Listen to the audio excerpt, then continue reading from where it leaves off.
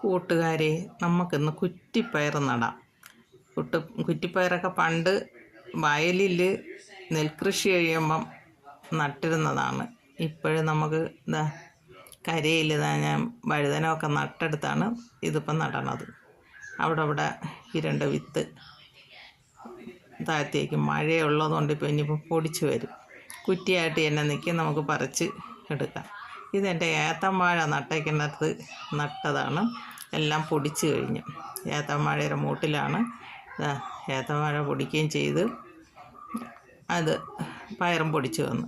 പയർ ഇത്തിരി കൂടെ ആയിട്ട് ഈ വാഴയുടെ മൂട് നമ്മൾ വെട്ടി അണച്ച് കൊടുക്കുകയുള്ളൂ. അതുവരെ ഇരിക്കാൻ മഴ പെയ്ത് അതുകൊണ്ട് പയറെല്ലാം മുളച്ച് നിൽക്കണം. ഇതെല്ലാവർക്കും ചെയ്തു നോക്കാം. നമ്മൾ ആവശ്യത്തിനുള്ള എല്ലാം തോരൻ വയ്ക്കാനുള്ള പയർ നമുക്ക് പറിച്ച് ഉണക്കിയൊക്കെ വയ്ക്കാൻ കഴിയും. ഇതുപോലെ എല്ലാവരും ചെയ്തു നോക്കണം. എൻ്റെ വീഡിയോ എല്ലാവർക്കും ഇഷ്ടമായെങ്കിൽ ലൈക്ക് ചെയ്യണം, ഷെയർ ചെയ്യണം, സബ്സ്ക്രൈബ് ചെയ്യണം. എല്ലാവരും ഈ വീഡിയോ കണ്ടു നോക്കണം. ഇതുപോലെയൊക്കെ വീട്ടിൽ ഇരിക്കുന്ന എല്ലാ പെണ്ണുങ്ങളും ചെയ്ത് നോക്കണം.